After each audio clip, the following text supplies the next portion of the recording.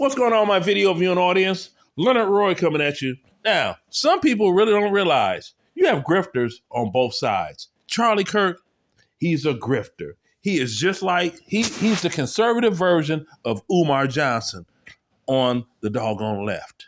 Yeah, yes he is. Candace Owens, she is the opposite version of Joy Reid. Brandon Tatum, he's the opposite version of Roland Martin.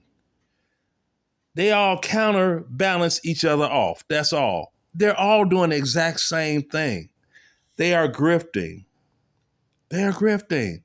And to all of them, I say, everything that they say, it sounds good to their constituents. But with everyone being the age that they are and loving the United States of America, our country, as much as we say we do, I have a son that is Charlie Kirk's age. I have a daughter that is older than all of them. You have myself, you have my ex-wife.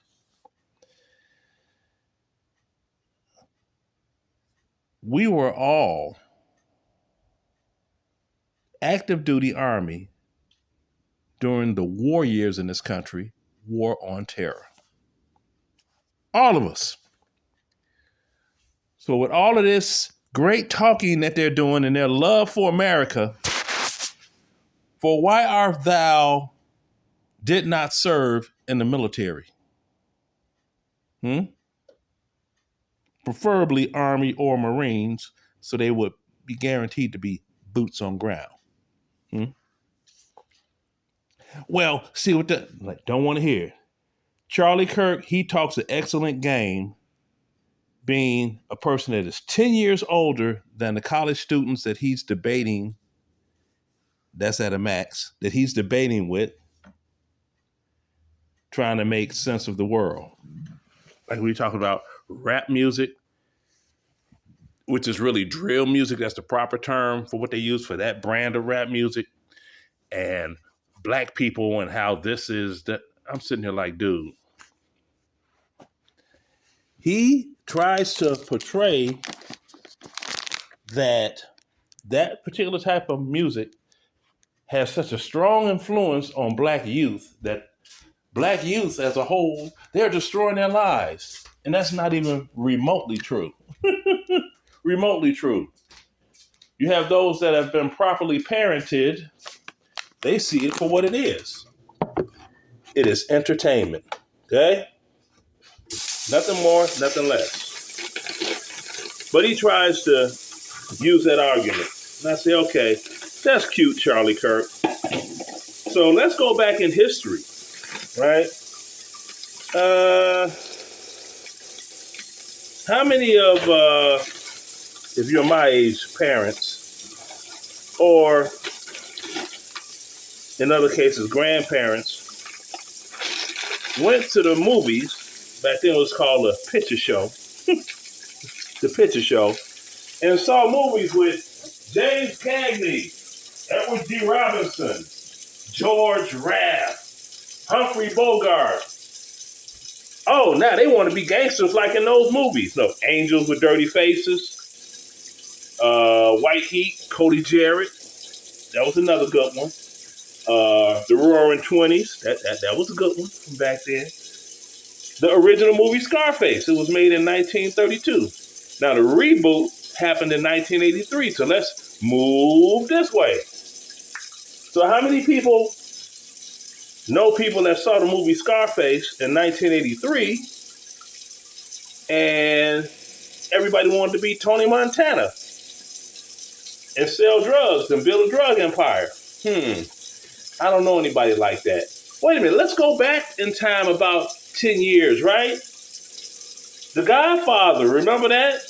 I'm going to make him an offer that he can't refuse. Great movie. I don't recall in 1972, a bunch of Americans suddenly, out the blue, they go see this movie. They leave the movie wanting to start an organized crime family. I don't recall Americans doing that. Okay. The same year that movie came out, you had, you know, Ron O'Neal in the movie Superfly. Now, I don't recall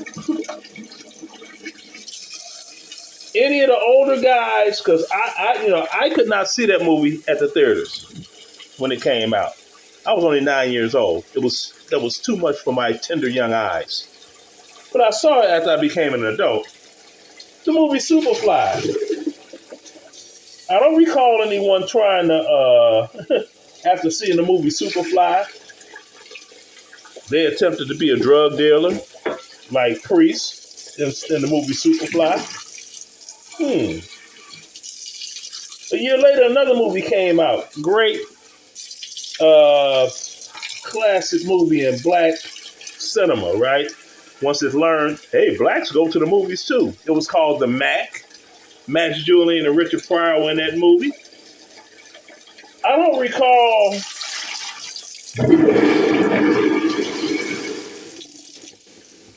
everyone that was of adult age that grew up around me in the ghetto in Chicago trying to get them a doggone Cadillac, tricked out Cadillac Eldorado, two-door Eldorado, and be a pimp. I don't recall that. So, Charley, Kirk, Brandon Tatum, Candace Owens, Joy Reid, Roland Martin, Al Sharpton, Benjamin Crump. Trust and believe. If the world as we know it did not patronize their grifting foolishness, they would definitely be doing something else in life.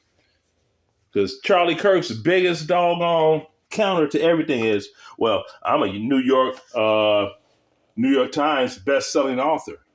Whoop-de-damn-do. You love America so much, why you didn't serve in a time of war? Hell, you had movies, the Roaring Twenties. That's where James Cagney and Humphrey Bogart met before they became bootleggers. Due to prohibition and stuff in that movie, they went World War I. Met in the foxhole together. Charlie Kirk. Yeah, so, yeah. So, give me your opinions, but be a more educated person, a smarter individual. Don't just say, oh, they said that made me feel good. Yay, I'm with them. If you don't go deeper than that, then you're just going to be somebody led by the nose by what you see, which is the media. See? Deuces.